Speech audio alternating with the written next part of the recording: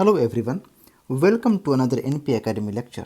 Today we will talk about diverticulitis. So we will discuss diverticulitis. We will discuss what diverticulitis is, so what it is, the sign and symptoms, the diagnosis, the treatment, and what are some of the education points for the patients. And as you will see in a minute, there are two kinds of diverticulitis. One is called complicated, and another one is called uncomplicated. And we will keep the discussion focused on uncomplicated diverticulitis. The complicated one we'll talk some other time. Today, uncomplicated. So with this, let's get into it. As you probably know, diverticulitis is a disease of large intestine, the colon. So if you draw the structure of colon, that has a, it's like this.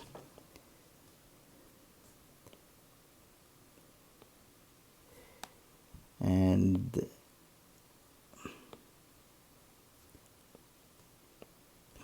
basically the colon start where your small intestine end in the ileum, and then the small intestine, this ileum, get into the cecum. Here your ileocecal valve, and this area of the colon is called cecum. This is your cecum, and then you have this ascending colon, you have this transverse colon, descending colon, sigmoid colon, and this is your rectum, and right next to it is your bladder.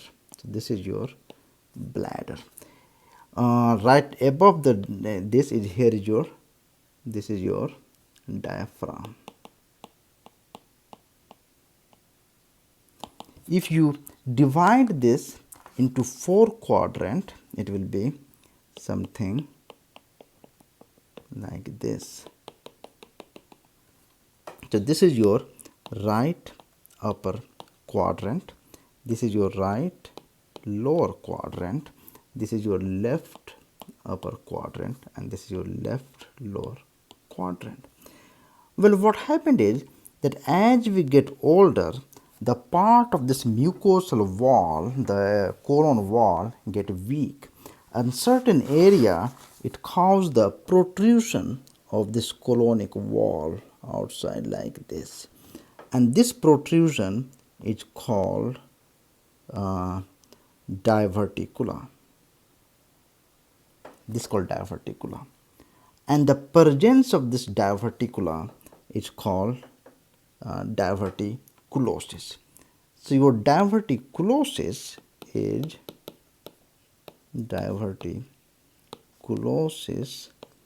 nothing but the presence of diverticula,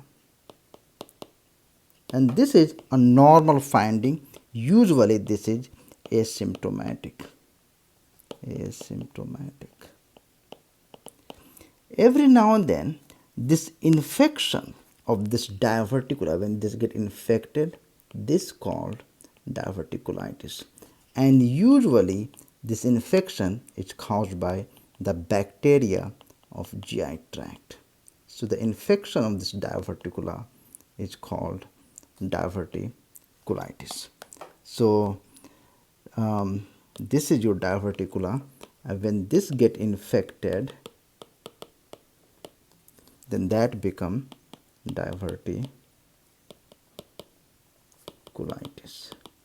Generally, diverticulitis can happen anywhere in the colon, but this is most commonly is in the sigmoid colon, specifically in the western population. Here in the United States, the majority of diverticulitis happen in the left lower quadrant in the sigmoid colon, and in the United States, in the western population, this percentage is roughly 70%. 72%. So 72% of the case of diverticulitis happen in the sigmoid colon, that happen to be in left lower quadrant.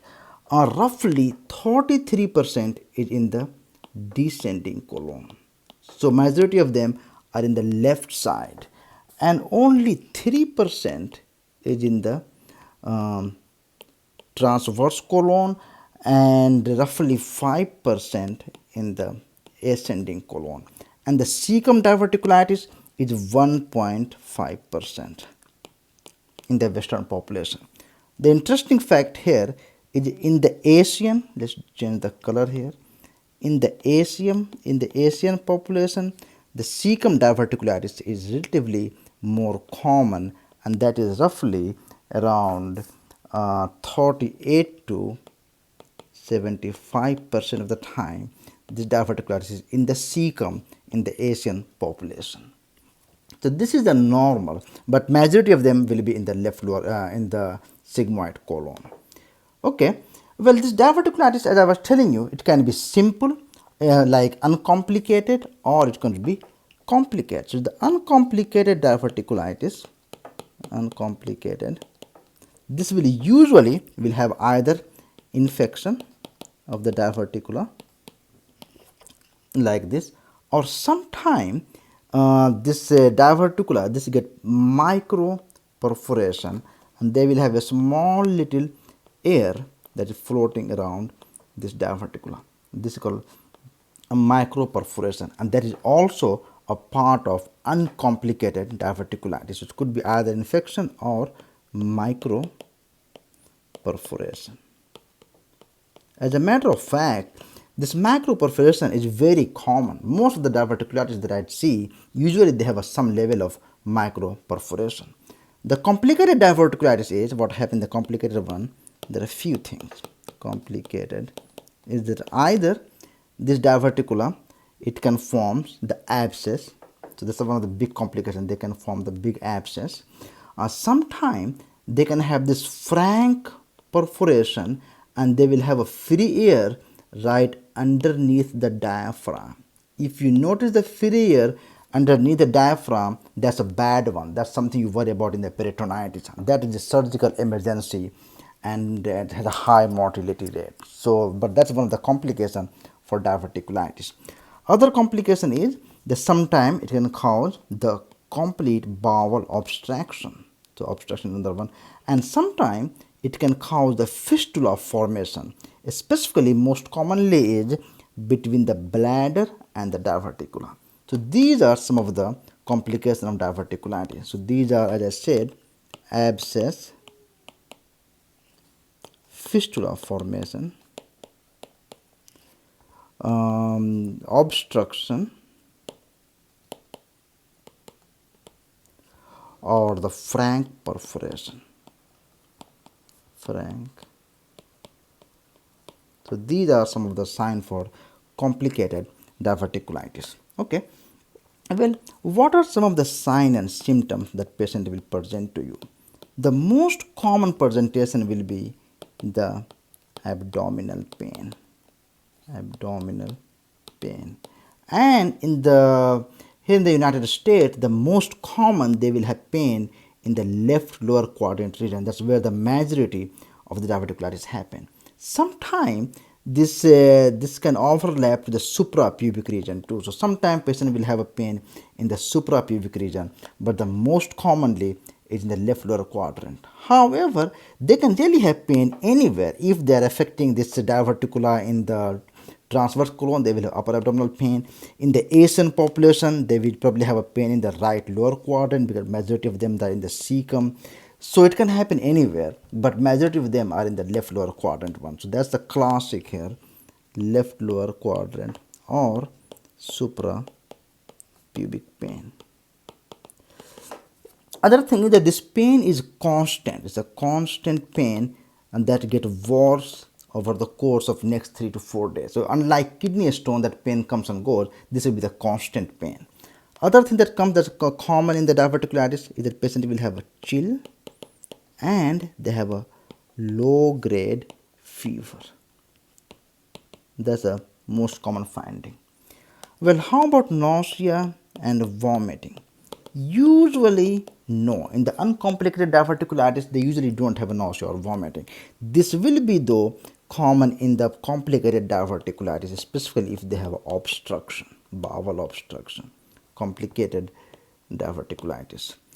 Okay, as you know, sometimes this diverticula can irritate the adjacent bladder. So sometimes for some patients they may have a UTI like symptom, but not very common, but they may have a UTI like symptoms, mainly because adjacent bladder. But the most common one is your left lower quadrant abdominal pain along with the chill and low grade fever. Okay, well, how are you going to make a diagnosis? So diagnosis will be like history, and that will you'll find out there have the pain that is getting worse over the course of 2 to 3 days. On physical exam, usually you will have either left lower quadrant abdominal tenderness or the suprapubic tenderness, and you got to do some lab and the CT of the abdomen and pelvis to make a diagnosis. So in the lab, what you're going to see that you will do the WBC, you will draw the you will draw the CBC, and you will expect the mild leukocytosis,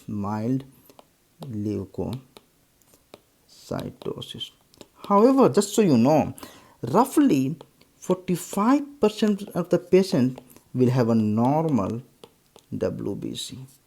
So normal WBC really does not rule out diverticulitis, but most commonly you will see they have a mild leukocytosis. Other thing that you will see that they will have a CRP that is usually elevated, and if it's a more than 50 milligram per deciliter, that's very specific for diverticulitis. As a matter of fact, if someone who has a history of diverticulitis and they come to you with a left lower quadrant abdominal pain, on physical exam you have a tenderness in left lower quadrant abdominal region, and they do not have a nausea and vomiting, and they have a mild leukocytosis and elevated CRP more than 50 milligram per deciliter, this is enough to make a diagnosis for diverticulitis. So these are some of the other lab that you want to do, that you can definitely get the CMP, and you are looking for the kidney function, mainly because you will be using contrast to do the CT. Lipase, you don't need the lipase. If you do, it usually will be normal. It can be elevated in the setting of peritonitis, in the complicated diverticulitis, but in the uncomplicated diverticulitis usually it's normal. Lactic acid only if you worry about the sepsis, if the patient has a high grade fever, tachycardia, hypotension, then, but usually it's very unlikely. It's possible but not very common for people to get septic because of diverticulitis. So these are some of the lab. Definitely you get the UA, and sometimes they will have a sterile pyuria. So they will have some WBC in the urine but no bacteria, mainly because the bladder get inflamed, get irritated from the sigmoid colon. If the patient is in the childbearing age, then you definitely want to get the urine HCG to rule out the pregnancy. Okay, and then you need to do the CT of the abdomen and pelvis, CT of abdomen and pelvis, and you will need it with IV and oral contrast. This is the best choice, the best way to do the CT, that you're supposed to be using both IV and oral contrast. However, most commonly people use IV contrast. That's what we most commonly use, and you will get enough answer from the IV contrast, mainly because oral contrast, it takes roughly an hour for patient to drink it and then wait in the ED before they get the CT. And the purpose of this contrast is that this is the contrast that will help you to differentiate between complicated and uncomplicated diverticulitis. So you got to use the contrast, and you want to use both oral and IV. However, only IV will be okay. And in the CT results, you are looking is it the complicated or is it the uncomplicated diverticulitis? So this is what you are looking for. If any of these things present, this is complicated diverticulitis, otherwise it's uncomplicated diverticulitis. Well, so you make a diagnosis. Now the next step will be the treatment, how you want to treat them. So when you're looking for the treatment, the first thing is that are you going to admit the patient or are you going to treat them on outpatient basis. So let's look who are the patients who get admitted. So what are the admission criteria?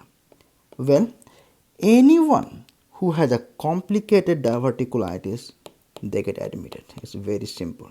Anyone who has a complicated diverticulitis. So otherwise in the uncomplicated diverticulitis,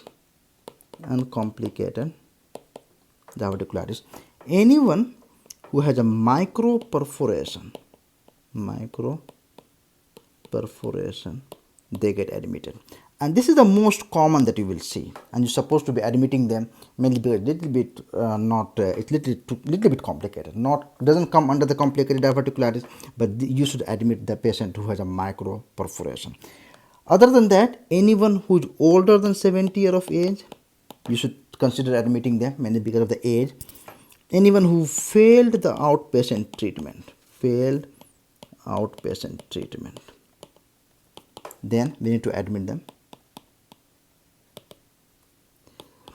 Anyone who have a immunosuppression, like who have uncontrolled diabetes, who are morbidly obese, who are HIV, or people who have not a good follow-up,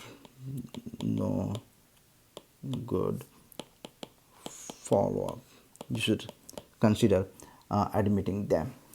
Anyone who cannot tolerate the oral intake,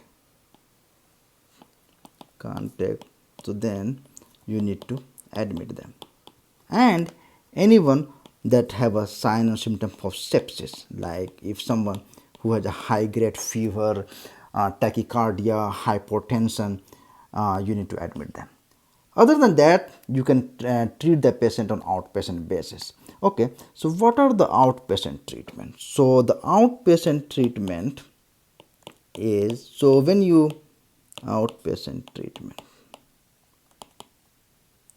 So when you are thinking about the treatment, you need to know that you got to cover two different bacteria that play a major role in the infection of diverticulitis, and these are your anaerobes. You got to cover anaerobes, and you got to cover gram negative. This is the two most common bacteria. Those are in the GI tract that cause the infection. Okay, so one of the best antibiotic that cover your anaerobes is your flagyl, and the dosing is 500 milligram 3 times a day for 7 to 10 days, and this covers your anaerobes. And along with that, plus to cover the gram negative, you used to use the ciprofloxacin, and the dosing regimen is 500 milligram BID for 7 to 10 days, and the cipro will cover your gram negative. And usual style is that I usually give them first dose of IV of cipro and flagyl, and then I send them home with the PO for 7 to 10 days. So this is the drug of choice for the treatment of uncomplicated diverticulitis. Well, the other option is that instead of cipro, you can use a levofloxacin. Levofloxacin is a little bit simpler to use. The dosing regimen is 750 milligram daily, once a day, instead of twice a day, so once a day. It covers the gram negative, and plus you got to use the flagyl to cover the anaerobes, and the regimen is the same, 500 milligram TID. The other regimen, the other alternative to this is your Bactrim DS, and you use 1 tablet BID for 7 to 10 days plus flagyl 500 milligram TID for 10 days. So these are your dual therapy. If for some reason patient cannot tolerate the flagyl, then you have to find the monotherapy. And the only monotherapy that's available is that is your augmentin, the one that has a 875 milligram of amoxicillin, and then you have a clavulanic acid, and you have a two options. Either you use the augmentin 1 tablet TID only, you don't need a flagyl with this, or the other option is use augmentin XR. This one has a 1000 milligram amoxicillin, and this one you will use 2 tablet BID. And for all the treatment, the duration remain the same. It's 7 to 10 days, and the most commonly is the 10 days. That's what the most commonly you will see people use as it. So the drug of choice is your Cipro and flagyl. You give them first dose IV, send them home with a PO. Or these are some of the other options for you. Okay. In addition to that, you want to change some diet, and what you want to tell them that mainly because their bowels are infected, so you want to put them on clear liquid diet for 2 to 3 days. So antibiotic and clear liquid diet for 2 to 3 days. So then the first follow-up, you want to follow up with them. The first follow-up you want to do, or somebody has to follow up with them in 2 to 3 days. And by this time, they should have some improvement. They should start to feel better. That's the goal here. If symptoms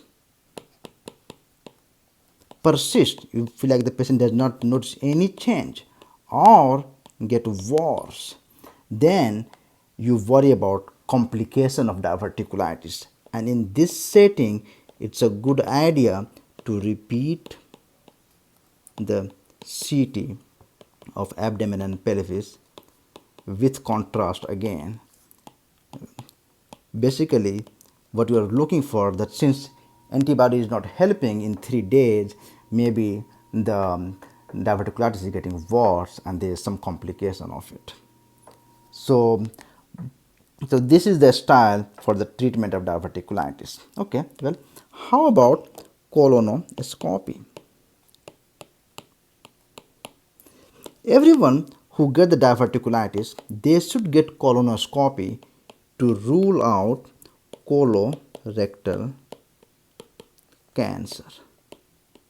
And the reason is that the sign and symptom of colorectal cancer overlap with the sign and symptoms of diverticulitis, and the CT cannot differentiate between colorectal cancer and diverticulitis. So you got to do the colonoscopy if you have not had a colonoscopy in last 1 year. If no colonoscopy in last 1 year, then you need to get the colonoscopy done 1 year.